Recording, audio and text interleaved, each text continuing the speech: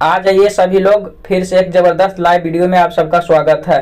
इस वीडियो में हम लोग क्लास 12 का मोस्ट इंपॉर्टेंट ऑब्जेक्टिव जो आपके बोर्ड एग्जाम में डायरेक्टली आएंगे वही को करने वाले हैं। यह जो वीडियो है वह तीनों स्ट्रीम के लिए है, आर्ट्स साइंस कॉमर्स तीनों के लिए है, सभी के लिए मोस्ट इंपॉर्टेंट है। और इसमें जो क्वेश्चन आया एक एक इंपॉर्टेंट है, आपके बोर्ड एग्जाम में सीधे आएंगे। तो आप लोग बिना स्किप किए पूरे वीडियो को देखिए और टेस्ट लगाइए। चलिए देख लेते हैं क्वेश्चन नंबर 1 को। कहा जा रहा है कि अर्धनारी ईश्वर का किस विधा से संबंध है। ऑप्शन ए है निबंध, बी है कहानी, सी है एकांकी, डी है व्यंग। 4 ऑप्शन है आपके पास, जल्दी जल्दी लगाना है। आपके पास 5 सेकंड का टाइम रहेगा। जो निबंध के साथ गए ऑप्शन ए के साथ उनका बिल्कुल ही सही है। अर्धनारी ईश्वर का किस विधा से संबंध है, निबंध से। क्वेश्चन 2 देख लेते हैं। रविंद्र का संधि विच्छेद है। रवि जोड़ इंद्र, रवि जोड़ इंद्र, रव जोड़ इंद्र और रवि जोड़ इंद्र। 4 ऑप्शन है, जल्दी जल्दी लगाते चलिए। तो जो ऑप्शन ए के साथ गए हैं रवि प्लस इंद्र उनका बिल्कुल ही सही आंसर है। चलिए अब नेक्स्ट क्वेश्चन देख लेते हैं। कहा जा रहा है कि जानने की इच्छा रखने वालों को कहते हैं जिज्ञासा, जिज्ञासु, जिजीविषा, जानकार। क्या कहा जाता है फ्रेंड्स, बहुत सही आंसर वी, जिज्ञासु। जानने की इच्छा रखने वालों को क्या कहते हैं, जिज्ञासु। क्वेश्चन 4 देख लेते हैं। जयशंकर प्रसाद किस वाद से संबंधित रचनाकार है। ऑप्शन ए है छायावाद, बी है प्रगतिवाद, सी है प्रयोगवाद, डी है नई कविता। बहुत सारे स्टूडेंट ऑप्शन ए लगा रहे हैं, बिल्कुल ही सही आंसर है छायावाद। जयशंकर प्रसाद किस वाद से संबंधित है, छायावाद से। चलिए एक एक क्वेश्चन इंपॉर्टेंट है, रटते जाइए, दिमाग में फिट करते जाइए। यही क्वेश्चन आपका डायरेक्ट छपने वाला है बोर्ड एग्जाम में। देखते हैं क्वेश्चन 5। कविता वाली के रचनाकार कौन है। ऑप्शन ए है जायसी, बी है तुलसीदास, सी है कबीरदास, डी है सूरदास। 4 ऑप्शन है, जल्दी जल्दी लगाते। बहुत सारे स्टूडेंट बी के साथ जा रहे हैं, बिल्कुल ही सही आंसर है तुलसीदास। कविता वाली के रचनाकार कौन है, तुलसीदास। 6 देख लेते हैं। जिस पुरुष की स्त्री मर गई हो, जिस पुरुष की स्त्री मर गई हो क्या कहते हैं। ऑप्शन ए है स्त्री विहीन, ऑप्शन बी है पत्नी विहीन, सी है विधुर और डी है नारी विहीन। 4 ऑप्शन है, जल्दी जल्दी। बहुत सारे स्टूडेंट सी के साथ जा रहे हैं और बिल्कुल ही सही है, विधुर कहा जाता है। जिस पुरुष की स्त्री मर गई हो उसे विधुर कहा जाता है, ठीक है। लेकिन जिस स्त्री का पति मर जाता है उसको क्या कहा जाता है, जल्दी से कमेंट में आंसर दीजिए आप लोग। चलिए अब नेक्स्ट क्वेश्चन देख लेते हैं।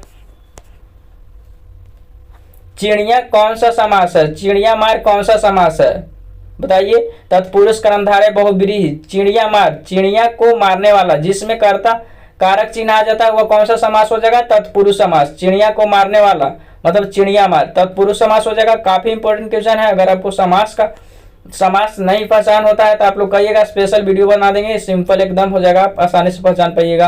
क्वेश्चन 8 देख लेते हैं। साहित्य लहरी किन की रचना है। साहित्य लहरी किन की रचना। ऑप्शन ए है जायसी, बी है सूरदास, सी है कबीरदास, डी है तुलसीदास। 4 ऑप्शन है आपके पास, जो ऑप्शन बी के साथ जा रहे हैं बिल्कुल ही सही आंसर है सूरदास। चलिए हम 9 देख लेते हैं। परगीत और समाज किन की रचना है। ऑप्शन ए है बालकृष्ण भट्ट, बी है नामवर, सी है दिनकर और डी है चंद्रधर शर्मा गुलेरी, ठीक है। 4 ऑप्शन है, जल्दी जल्दी लगाइए। तो जो ऑप्शन बी के साथ जा रहे हैं नामवर सी के साथ उनका बिल्कुल ही सही आंसर है। परगीत और समाज किन की रचना है, तो नामवर सी का है। चलिए अब नेक्स्ट क्वेश्चन देख लेते हैं। अगर अभी तक आप सेशन को लाइक नहीं किया तो लाइक कर दीजिए और चैनल पे पहली बार देख रहे हैं तो चैनल को सब्सक्राइब भी कर लीजिए। एक लेख और एक पत्र के लेखक कौन है। Option A Mohan Rakesh, B है भगत सिंह, सी है उदय प्रकाश, डी है अंग्रेजी। 4 ऑप्शन जल्दी जल्दी लगाइए। और बहुत सारे स्टूडेंट का आंसर बी आ भी रहा है और उनका बिल्कुल ही सही आंसर है भगत सिंह। एक लेख और एक पत्र के लेखक कौन है, भगत सिंह। चलिए अब 11 देख लेते हैं। उसने कहा था शीर्षक का कहानीकार कौन है। ऑप्शन ए है चंद्रधर शर्मा गुलेरी, बी है प्रेमचंद, सी है मोहन राकेश और डी है यशपाल। 4 ऑप्शन है आपके पास, जल्दी जल्दी लगाते चलिए। हाँ, तो जो ऑप्शन ए के साथ गए हैं बिल्कुल ही सही आंसर चंद्रधर शर्मा गुलेरी। उसने कहा था शीर्षक कहानी के रचनाकार कौन है, Chandradhar Sharma Guleri. Most important question है, एक एक आपके लिए, आप दिमाग में सेट करते चलिए, इससे बाहर एक भी नहीं आने वाला है। देखिए अब क्वेश्चन 12। निम्नांकित में कौन उसने कहा था शीर्षक कहानी के नायक है। वजीरा सी, लहना सी, बोधा सी, हजारा सी। तो उसने कहा था शीर्षक कहानी का जो नायक है वह कौन है, लहना सी है। वी जो लगाए बिल्कुल ही सही आंसर है। अब चलिए 13 देख लेते हैं। उसने कहा था किस प्रकार की कहानी है। ऑप्शन ए है धर्म प्रधान, बी है चरित्र प्रधान, सी है भाव प्रधान, डी है इनमें से कोई नहीं। तो उसने कहा था वह चरित्र प्रधान कहानी है। ऑप्शन बी के साथ जो गए बिल्कुल ही सही आंसर है। चलिए हम नेक्स्ट क्वेश्चन देख लेते हैं। 14 बालकृष्ण भट्ट ने किस पत्रिका का संपादन किया था। ऑप्शन ए है धार्मिक, बी है समलोचक, सी है काशी नगरी प्राचरिणी पत्रिका, डी है हिंदी प्रदीप। 4 ऑप्शन है आपके पास, जल्दी जल्दी लगाते चलिए। बालकृष्ण भट्ट ने किस पत्रिका का संपादन किया था? तो हिंदी सहित जो लगाया बिल्कुल ही सही आंसर है। आप लोग कमेंट बॉक्स में फर्स्ट आंसर देते चलिएगा, क्योंकि आपको हम बहुत ही कम टाइम में यह सेशन को समाप्त करना चाहते हैं, इसलिए आप लोग फटाफट लगाते चलिए। बालकृष्ण भट्ट की रचना बातचीत है, क्या है? बालकृष्ण भट्ट की जो रचना बातचीत है वह क्या है? ललित निबंध, कहानी, एकांकी और यात्रा संस्मरण। तो वह जो बातचीत है वह क्या है? ललित निबंध है। ऑप्शन ए के साथ जो जा रहे हैं बिल्कुल ही सही आंसर है। अब क्वेश्चन 16 देख लेते हैं। ओ सदा नीरा के लेखक कौन है? ऑप्शन ए है नामवर सिंह, बी है मोहन राकेश, सी है रामधारी सिंह दिनकर, डी है जगदीश चंद्र माथुर। 4 ऑप्शन है, जल्दी जल्दी लगाते चलिए। जो ऑप्शन डी के साथ जा रहे हैं बिल्कुल ही सही आंसर है। ओ सदा नीरा के लेखक कौन है? जगदीश चंद्र माथुर। चलिए अब नेक्स्ट क्वेश्चन देख लेते हैं। क्वेश्चन 17 कहा जा रहा है कि ओ सदा नीरा किस नदी को निमित्त बनाकर लिखा गया है? ओ सदा नीरा किस नदी को निमित्त बनाकर लिखा गया? ऑप्शन ए है गंगा, बी है गंडक, सी है कोसी, डी है कमला। 4 ऑप्शन है, जल्दी जल्दी लगाते चलिए। चलिए जो गंडक के साथ जा रहे हैं बिल्कुल ही सही आंसर है। वो सदा नीरा गंडक को निमित्त बनाकर लिखा गया। क्वेश्चन 18 देख लेते हैं। अर्धनारीश्वर निबंध कब प्रकाशित हुआ था? ऑप्शन ए है 1946, बी है 1961, सी है 1958 और डी है 1952। 4 ऑप्शन है आपके पास। तो वो सदा अर्धनारीश्वर कब प्रकाशित हुआ था? तो यह हुआ था 1952 में। D is right answer. चलिए अब नेक्स्ट क्वेश्चन देख लेते हैं फ्रेंड्स। क्वेश्चन 90 देख लेते हैं। दिनकर को किस कृति के लिए भारतीय ज्ञानपीठ पुरस्कार मिला था? ऑप्शन ए है कुरुक्षेत्र, बी है उर्वशी, सी है रश्मिरथी, डी है रेणुका। तो दिनकर जी को किसके लिए मिला था? उर्वशी के लिए मिला था। ऑप्शन बी इज राइट हो जाएगा। अब चलिए नेक्स्ट क्वेश्चन 20 को देख लेते हैं।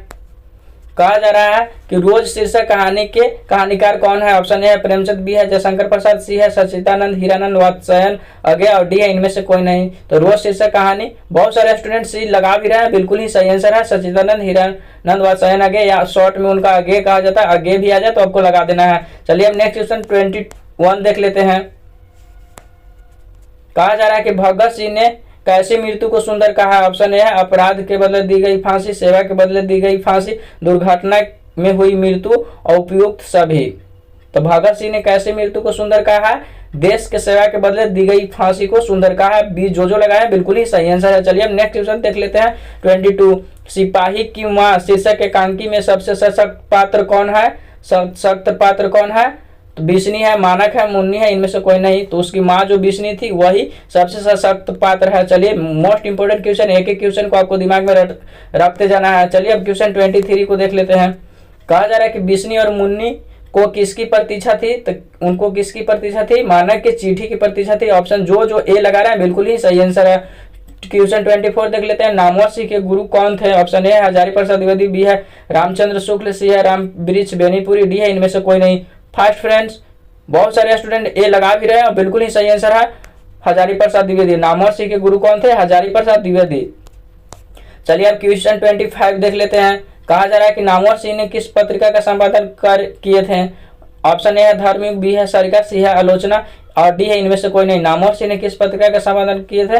तो वह किए थे आलोचना का। किसका किए थे? आलोचना का। जो सी लगाए बिल्कुल ही सही आंसर हो जाएगा।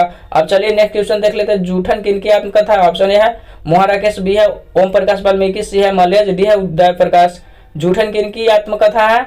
बिल्कुल ही सही, बी इज राइट हो जाएगा, ओम प्रकाश वाल्मीकि के। चलिए अब नेक्स्ट क्वेश्चन देख लेते हैं 27। कहा जा रहा है कि जूठन के हेडमास्टर का नाम क्या है? मोस्ट इंपोर्टेंट है, मोस्ट इंपोर्टेंट, सीधे आपको बोर्ड एग्जाम में यह मिल जाएगा, कालीराम। जूठन के हेडमास्टर का नाम क्या था? कालीराम। चलिए वेरी गुड, सभी लोग आंसर दे रहे हैं। चलिए क्वेश्चन 28 देख लेते हैं। हंसते हुए मेरा अकेलापन के लेखक कौन है? ऑप्शन ए है मलयज, बी है भगत सिंह, सी है ओम प्रकाश वाल्मीकि, डी है मोहन राकेश। 4 ऑप्शन है, जल्दी जल्दी लगाते से। हंसते हुए मेरा अकेलापन के लेखक, बहुत सारे स्टूडेंट का सही आंसर आ रहा है, वेरी गुड, मलयज। हंसते हुए मेरा अकेलापन के लेखक कौन है? मलयज।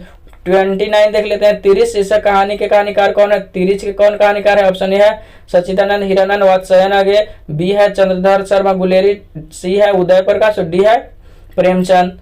तो तिरिच के कहानीकार कौन है? उदय प्रकाश। सी जो लगाए बिल्कुल ही सही आंसर है। चलिए अब नेक्स्ट क्वेश्चन देख लेते हैं फ्रेंड्स, फटाफट देख लेते हैं। अगर अभी तक आप सेशन को लाइक नहीं किया, चैनल को सब्सक्राइब नहीं किया तो जल्दी जल्दी कर लीजिए। क्वेश्चन 30 देख लेते हैं। तिरिच है क्या है? ऑप्शन ए है एक उपयोगी जंतु, बी है एक विषहीन जंतु, सी है एक विषैले और भयानक जंतु, डी है इनमें से कोई नहीं। जो तिरिच है वह क्या है, एक विषैला और भयानक जंतु है। ऑप्शन सी जो लगाए बिल्कुल ही सही आंसर है। क्वेश्चन 31 देख लेते हैं। तुलसीदास कैसे कवि थे? ऑप्शन ए है समन्वयवादी, बी है पृथकतावादी, सी है छायावादी और डी है रहस्यवादी। 4 ऑप्शन है आपके पास और बहुत सारे स्टूडेंट ऑप्शन ए लगा भी रहे हैं समन्वयवादी, और बिल्कुल ही सही आंसर है, ए इज राइट आंसर हो जाएगा। इसी तरह से आप लोग कमेंट में आंसर को देते रहिए। चलिए अब देख लेते हैं क्वेश्चन 32। कहा जा रहा है कि बहुलोक अब अवसर पाई यह अब संबोधन किसके लिए आया है? कबहुक अब अवसर पाई यह संबोधन किसके लिए आया है? ऑप्शन है राम, बी है लक्ष्मण, सी है सीता, डी है रावण। 4 ऑप्शन है। तो कबहुक अब अवसर पाई यह जो संबोधन है वह सीता जी के लिए आया है। मोस्ट इंपोर्टेंट क्वेश्चन है, याद करते चलिए। चलिए क्वेश्चन 33 देख लेते हैं। भक्तमाल किसकी रचना है? ऑप्शन है नाभादास, बी है सूरदास, सी है तुलसीदास और डी है कबीरदास। तो जो भक्तमाल रचना है वह किन की है? ऑप्शन जो ए लगा रहे हैं बिल्कुल ही सही है, नाभादास की। चलिए अब नेक्स्ट क्वेश्चन देख लेते हैं 34। कहा जा रहा है कि भूषण किस काल के कवि थे? ऑप्शन ए है आदिकाल, बी है भक्तिकाल, सी है आधुनिक काल और डी है रीतिकाल। अगर पूरे सेशन में आपको मजा नहीं आ जाए तो फिर कह दीजिएगा, आप बस क्वेश्चन को लगाते चलिए और सेम आपको छाप कर ही आना है बोर्ड एग्जाम में। तो चलिए जो जो ऑप्शन डी के साथ गए हैं बिल्कुल ही सही आंसर है रीतिकाल। चलिए अब नेक्स्ट क्वेश्चन देख लेते हैं 35 को।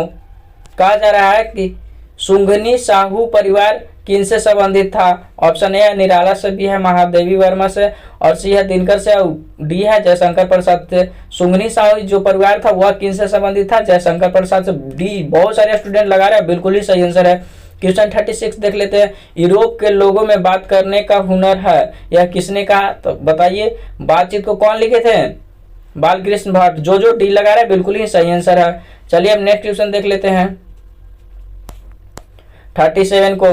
कहा जा रहा है कि सच है जब तक मनुष्य बोलता नहीं तब तक उसके गुण दोष प्रकट नहीं होता, यह किसने लिखा है?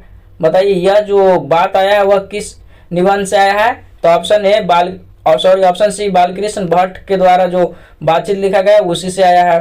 तो सी इज राइट आंसर होगा। अब क्वेश्चन 38 देख लेते हैं। चंद्रधर शर्मा गुलेरी की लिखी हुई कौन सी कहानी नहीं है? चंद्रधर शर्मा की लिखी हुई कौन सी कहानी नहीं है? उसने कहा था बुध का कांटा, सुखमय जीवन, तिरिच।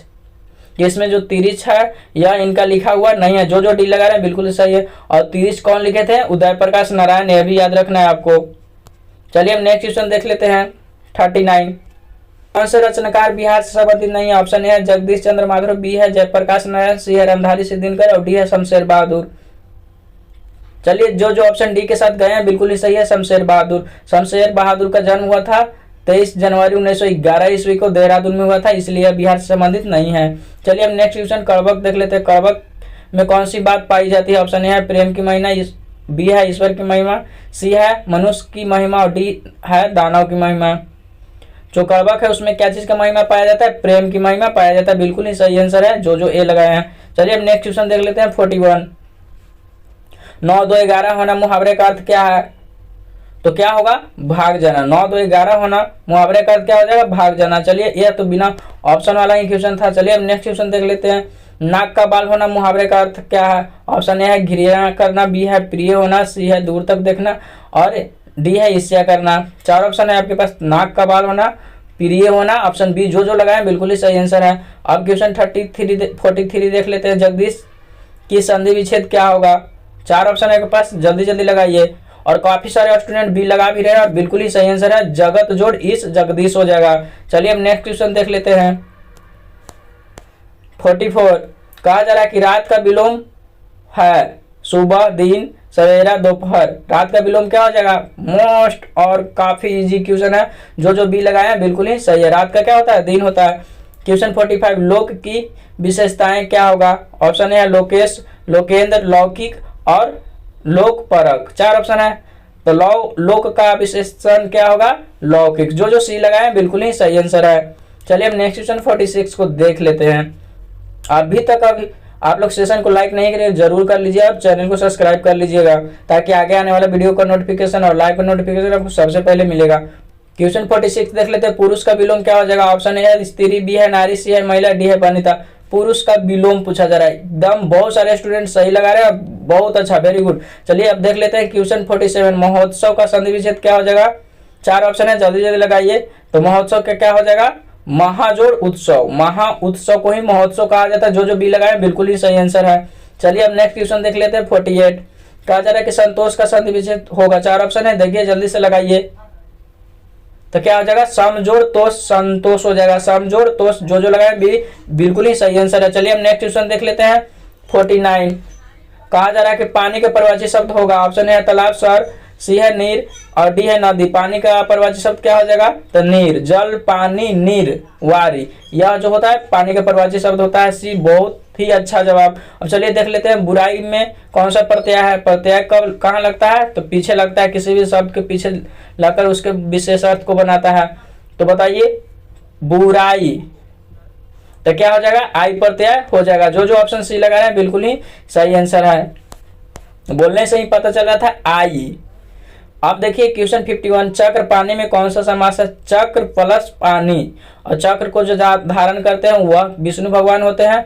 और तीसरा शब्द जब बन जाता है दो शब्द के मेल से तो वह कौन सा समास होता है, बहुव्रीहि समास होता है। बिल्कुल ही सही आंसर जो ये लगाए हैं। 52 देख लेते हैं। दिग्गज किस संधि का उदाहरण है। दिग्गज, तो दिग्गज जो है स्वर या व्यंजन या विसर्ग या इनमें से कोई नहीं। 4 ऑप्शन है, जल्दी जल्दी लगाइए। तो जो ऑप्शन बी लगाए व्यंजन संधि बिल्कुल ही सही है। दिग्गज की संधि का उदाहरण है व्यंजन संधि का। अब नेक्स्ट क्वेश्चन 53 देख लेते हैं। कहा जा रहा है कि रात दिन में कौन सा समास है। रात दिन बहुत ही हलवा है, आप लोग लगाइए जल्दी से बिना ऑप्शन का। चलिए जो बी लगाए बिल्कुल ही सही है। 54 देख लेते हैं। दूज का चांद होना मुहावरे का अर्थ क्या है। दूज का चांद होना मुहावरे का अर्थ क्या होता है, प्यारा होना, बहुत दिन पर दिखाई देना, सुंदर होना, प्रेम करना। तो दूज का चांद होना मतलब बहुत दिनों पर दिखाई देना। जो ऑप्शन बी लगा रहे हैं बिल्कुल ही सही आंसर है।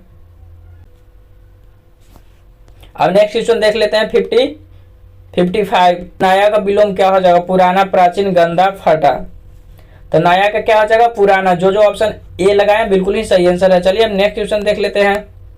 बहुत ही अच्छा आप सभी लोग जवाब दे रहे हैं, आप सभी का तैयारी बहुत ही बेहतरीन है। चलिए देख लेते हैं ग्राम का विशेषण क्या होगा। ग्राम का विशेषण क्या होगा, ग्रामीण, ग्रामवासी, गांव और गवई। 4 ऑप्शन है, तो ग्राम का ग्रामीण ही विशेषण होता है। ऑप्शन जो ए लगा रहे हैं बिल्कुल ही सही है। अब देखते हैं 57। तल्लीन का संधि विच्छेद क्या होगा। तल्लीन, तत् प्लस लीन, तत् प्लस लीन। जो ऑप्शन ए लगा रहे हैं बिल्कुल ही सही आंसर है। तत् प्लस लीन हो जाएगा तल्लीन। चलिए अब नेक्स्ट क्वेश्चन देख लेते हैं 58 को। कहा जा रहा है कि चंद्रमा का पर्वतीय शब्द क्या होगा। चंद्रमा का पर्वतीय शब्द क्या होगा, चांदनी, राजा, रोहित, शशि। चांद, चंद्रमा, इंदु, राकेश। तो जो ऑप्शन डी लगा रहे हैं बिल्कुल ही सही आंसर है, शशि हो जाएगा इसमें। चलिए 59 देख लेते हैं। गले मरना मुहावरे का अर्थ क्या होता है। सुंदर दिखना, तारीफ करना, आरोप लगाना और पर्याप्त करना। तो गला मरना मुहावरे का अर्थ क्या हो जाएगा, बहुत ही शानदार आंसर, बहुत ही ज्यादा बच्चों दे रहे हैं सी और बिल्कुल ही सही आंसर है। चलिए हम नेक्स्ट क्वेश्चन देख लेते हैं। कनक शब्द का अर्थ है। कनक का अर्थ क्या होता है, चांदी, सोना, बादल, नदी। कनक का अर्थ क्या होता है, सोना ही होता है। बी जो लगाए बिल्कुल ही सही है। इसी के साथ सेशन समाप्त हो गया। अगर आपको सेशन अच्छा लगा तो लाइक और ज्यादा से ज्यादा चैनल को सब्सक्राइब कर लीजिए ताकि अब जैसे ही इस चैनल पर वीडियो है आपको सबसे पहले मिल सके। Thanks for watching, good bye.